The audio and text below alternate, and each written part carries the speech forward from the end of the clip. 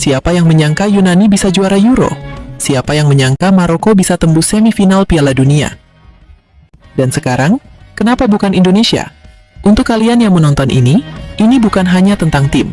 Ini tentang mimpi satu negara, tentang Garuda di dada, tentang merah putih yang berkibar. Dukung, percaya, dan jangan pernah meremehkan tim kita sendiri. Sekarang bayangkan ini, Indonesia satu grup dengan Jepang, Irak, Bahrain, atau Korea Selatan, Qatar, Cina, atau bahkan Iran, Irak, Vietnam. Grup neraka atau awal kejutan terbesar Asia. Kita tunggu dan kita buktikan.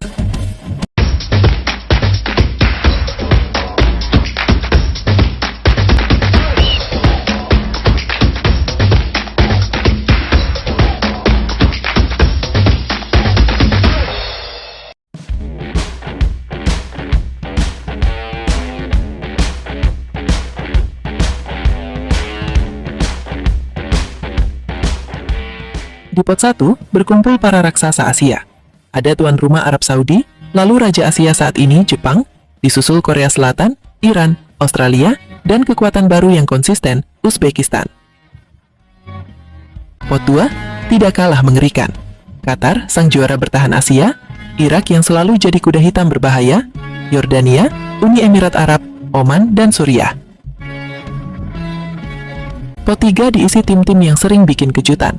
Bahrain, Thailand, Cina, Palestina, Vietnam, Tajikistan. Dan disinilah posisi Indonesia, pot 4, bersama Kirgistan, Kuwait, Singapura, Korea Utara, serta antara Lebanon atau Yaman. Sekarang bayangkan ini, Indonesia satu grup dengan Jepang, Irak, Bahrain, atau Korea Selatan, Qatar, Cina, atau bahkan Iran, Irak, Vietnam. Tidak ada grup yang mudah. Tidak ada jalan santai. Ini bukan sekedar turnamen. Ini adalah ujian mental. Namun, ada satu hal yang berbeda sekarang. Ini bukan Indonesia yang dulu. Timnas saat ini berada di bawah komando pelatih John Herdman. Pelatih yang dikenal disiplin, detail, dan punya pengalaman membangun tim dari nol. Di tangannya, Indonesia berubah. Dari tim yang hanya bertahan, menjadi tim yang berani menekan. Dari tim yang takut nama besar, menjadi tim yang siap menantang siapapun.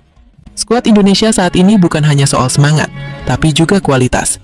Perpaduan pemain lokal dan diaspora membentuk identitas baru. Permainan cepat, transisi tajam, dan mental yang mulai terbentuk. Melawan Jepang, mungkin kalah kualitas.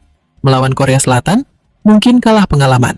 Tapi, sepak bola tidak selalu tentang siapa yang lebih kuat, tapi siapa yang lebih siap. PSSI tidak main-main. Target mereka jelas, semifinal. Target yang terdengar gila? Mungkin, tapi justru disitulah mental juara dibentuk.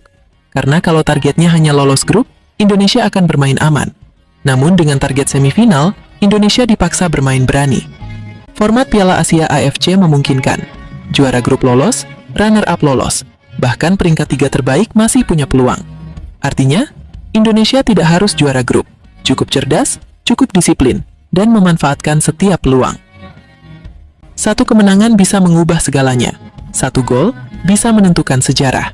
Kalau Indonesia ingin melangkah jauh, ada 3 hal yang wajib terjadi. 1. Disiplin bertahan. Melawan tim seperti Jepang dan Iran, bertahan bukan pilihan, itu kewajiban. 2. Efektivitas serangan.